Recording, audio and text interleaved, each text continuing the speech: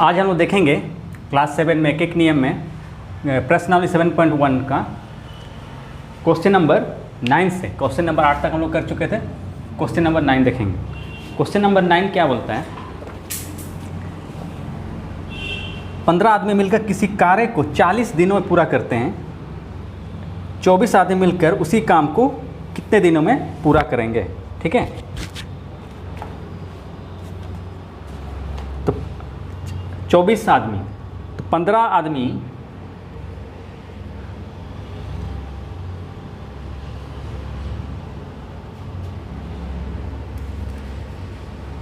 15 आदमी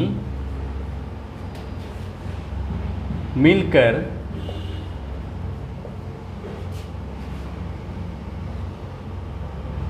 किसी कार्य को पूरा करते हैं। 15 आदमी मिलकर किसी कार्य को पूरा करते हैं कितना दिन में? 40 दिनों में। अगर एक आदमी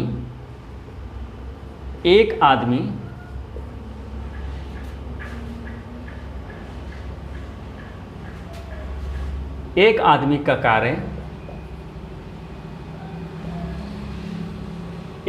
कार्य कितना दिन में होगा? अधिक हो जाएगा।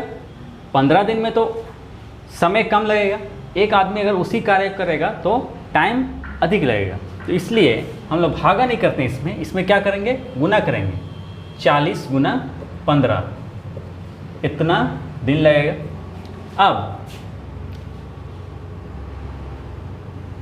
हमको कितना दिन का निकालना है? 24 आदमी का। 24 आदमी मिलकर किसी कार्य को पूरा 24 आदमी मिलकर किसी कार्य को पूरा करेंगे। कितना में करेंगे? 40 गुना 15 बटा 24। 4 एक 4, 4 छक 24, 2 तिया 6, 2 पचे 10, 3 पचे 15। 25 दिन में 24 आदमी मिलकर किसी कार्य कितना दिन में करेंगे? 25 दिन में। उतार लीजिए। अब 10 नंबर।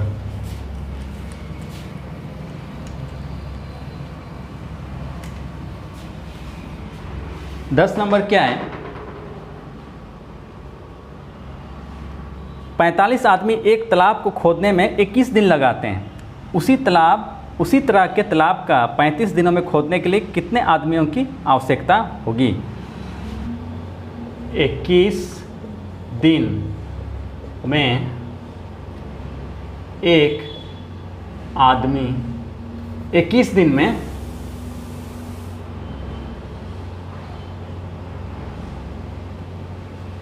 एक तालाब खोदने के लिए आदमियों की संख्या, 21 दिन में एक तालाब खोदने में आदमियों की संख्या बराबर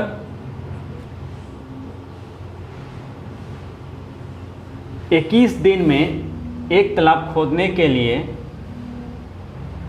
आदमियों की संख्या कितना लगता है? आदमियों की संख्या 45 है। तो एक दिन में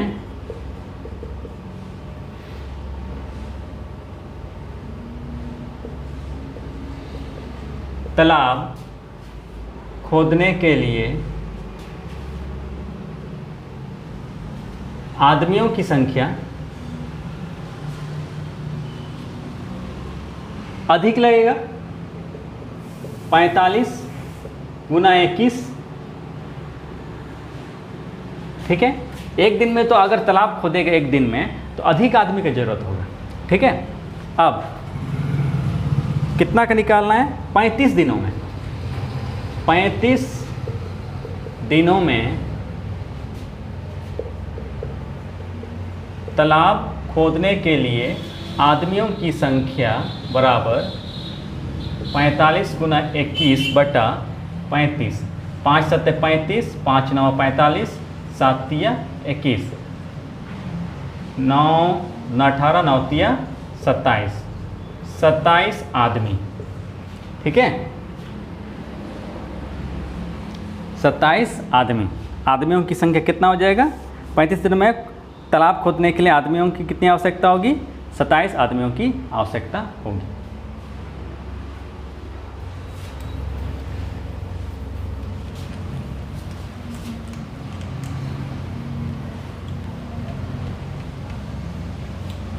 अब देखिए 11 नंबर, अंकित के प्रतिदिन की मजदूरी 125 रुपया है, उसे एक सप्ताह में कितनी मजदूरी मिलेगी? 11 नंबर, हम लोग जानते हैं एक सप्ताह बराबर 7 दिन। यहाँ पर क्या दिया हुआ है? अंकित के एक दिन की मजदूरी, अंकित की एक दिन की मजदूरी कितना है? 125 रुपया। एक सप्ताह में कित की 7 दिनों की मजदूरी 125 गुना 7, 7 पचे 35, 3 हासिल में, 7 दूनी 14, 15 16 17, 1 हासिल में, 7 के 7 और 1 8, 875 रुपये, ठीक है। अब आगे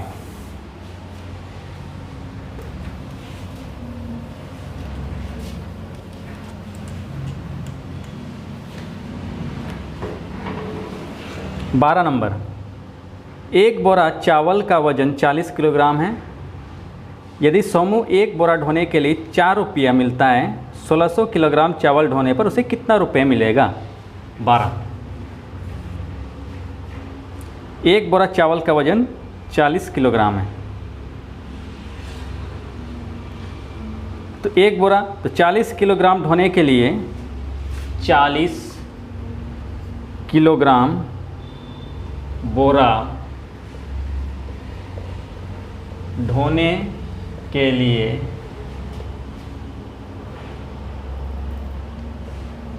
रुपए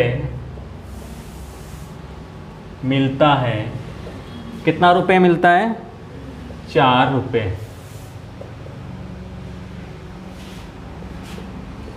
1 केजी बोरा, 1 केजी बोरा नहीं होगा, 1 केजी ढोने, 1 केजी चावल ढोने के लिए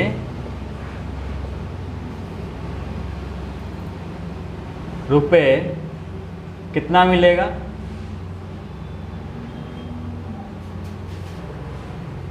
4 बटा 40 रुपये। अब हमको कितना का निकालना है? 1600। 1600 केजी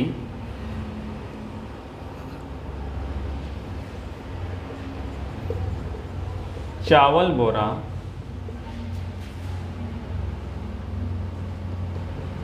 ढोने के लिए रुपए मिलेगा बराबर 4 बटा 40 गुना 1600, 0 जो कट गया, 4 4 कट गया, 160 रुपये मिलेगा, ठीक है। कितना मिलेगा? 160 रुपये मिलेगा। अब 13 नंबर देखिए,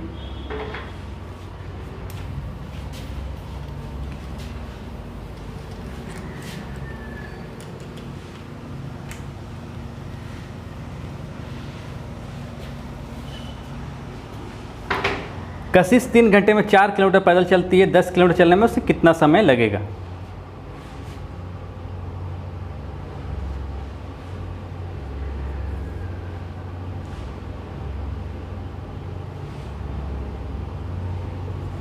कशिश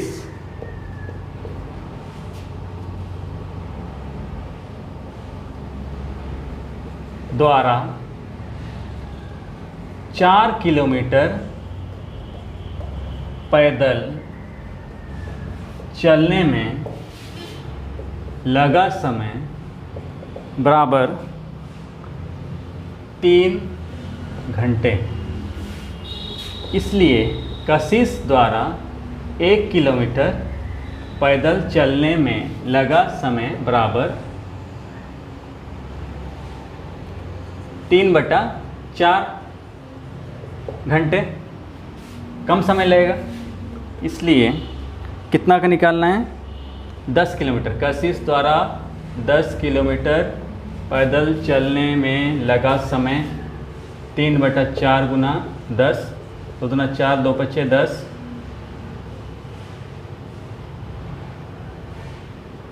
3 पच्चे 15 ना घंटे। इसको अगर पूर्णांक में अगर लिखेंगे 2 सत्ते 14 एक हासिल में, तो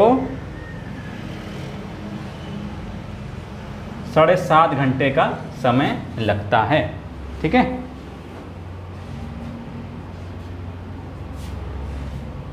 उतार लीजिए।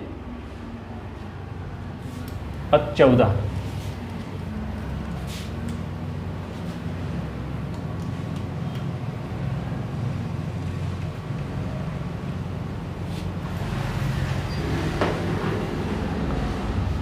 12 दर्जन पेंसिलों का मूल्य 450 रुपये है। 325 में कितनी पेंसिलें खरीदी जा सकती है? पेंसिलों की संख्या निकालना है। तो हम जानते हैं 14 नंबर बना रहे हैं ना, क्योंकि 1 दर्जन बराबर होता है 12। 1 दर्जन 12 संख्या होता है, इसलिए 12 दर्जन में, इसलिए 12 दर्जन में पेंसिलों की संख्या 12 गुना 12 144, 144 पेंसिल। इसलिए हम लोग क्या लिखेंगे? चूँकि 144 450 रुपया में 450 रुपये में पेंसिल मिलता है। कितना पेंसिल मिलता है? 144। इसलिए 1 रुपये में पेंसिल मिलेगा 144/450। इसलिए 325 में रुपये में पेंसिल मिलेगा 144 गुना 325/450। 5 से काटिए, 5 9 45, 5 36, 5 5 25, 5 1 5, 5 8 40, 5 1 5, 5 3 15। ठीक है, अब 2 2 9 18, 2 7 14, 2 2 4, 9 8 72। यहाँ पर हो गया 13 गुना 8, 8 3 24, 4 2 हासिल में, 8 1 8 9 10। तो 104 पेंसिल ठीक है, 104 पेंसिल। 325 रुपया में कितना मिलेगा? 104 पेंसिल मिलेगा।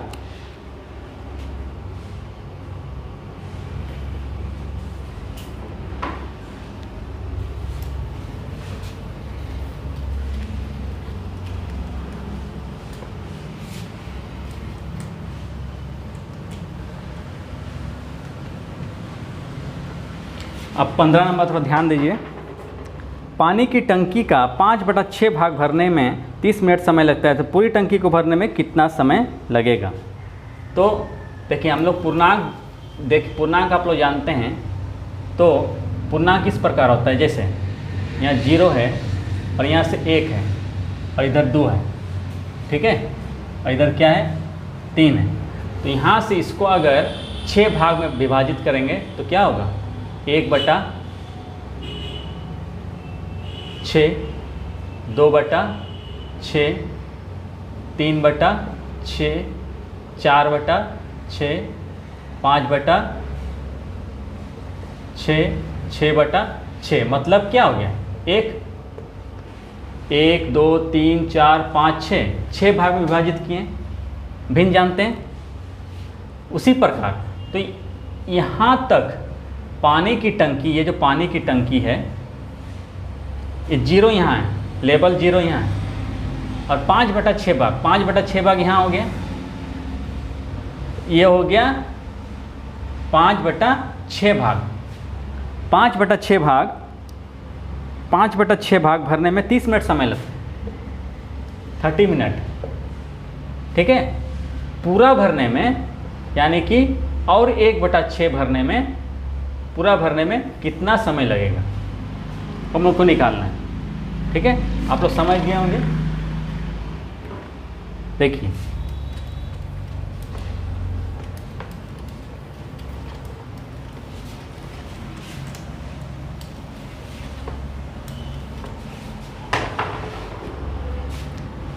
पंद्रह नंबर,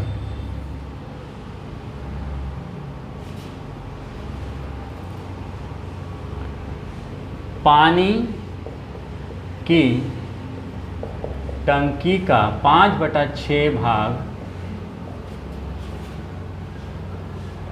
भरने में लगा समय बराबर 30 मिनट।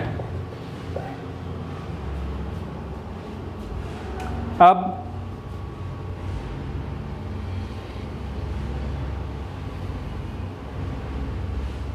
इसलिए पूरी पानी की टंकी भरने में लगा समय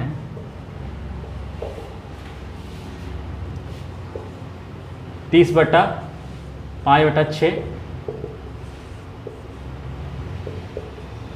6/5, 5 6 30, 36 मिनट का समय लेगा। यानी कि और 1/6 भरने में कितना समय लेगा? 36 मिनट, ठीक है।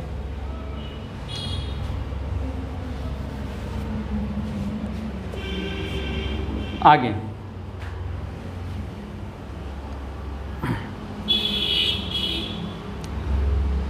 16 नंबर,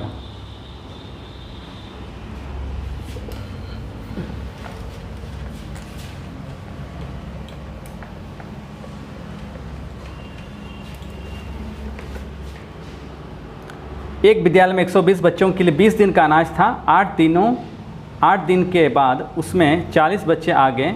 ज्ञात कीजिए कि अनाज और कितने दिनों तक चलेगा।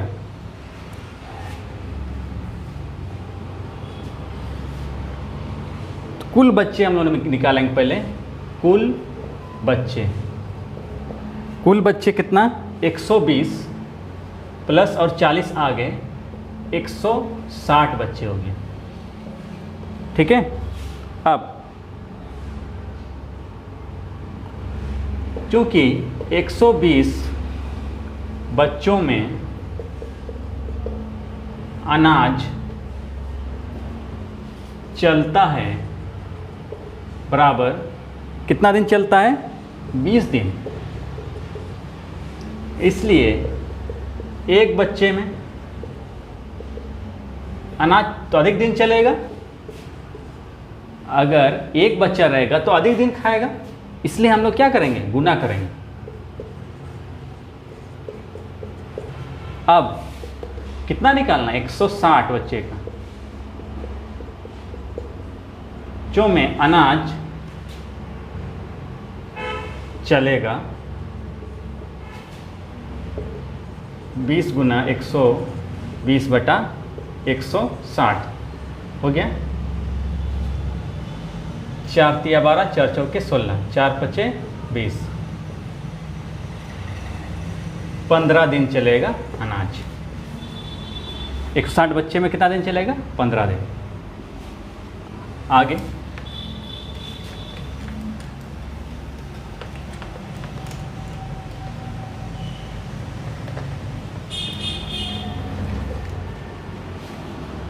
सत्रह नंबर,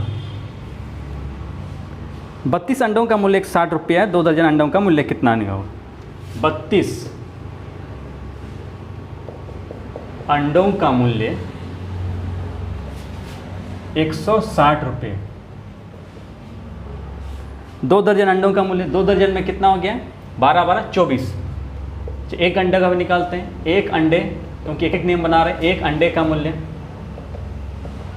160 बटा 32, तो 24 निकालना, ये 2 दर्जन, 24 अंडों का मूल्य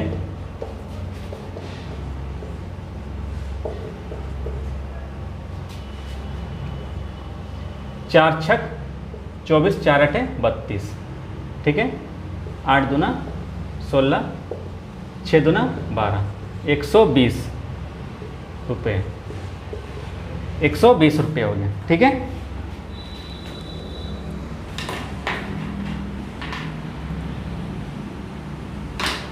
आगे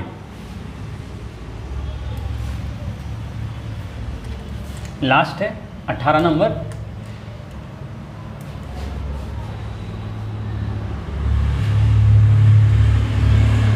रहमान साइकिल से 1 घंटा में 10 किलोमीटर जाता है, उसे 20 किलोमीटर जाने में कितना समय लगेगा।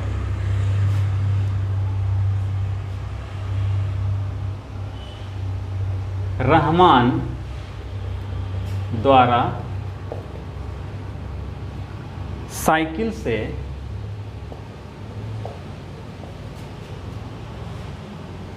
10 किलोमीटर जाने में लगा समय कितना समय लगता है, 1 घंटा। इसलिए रहमान द्वारा साइकिल से 1 किलोमीटर जाने में लगा समय 1/10, ठीक है। रहमान द्वारा कितना, 20 किलोमीटर जाने में लगा समय बराबर 20/10, 2 घंटा का समय लगेगा, ठीक है। इस तरह कंप्लीट हो गया है एक एक नियम। उम्मीद है कि आप लोगों को समझ में आ गया होगा।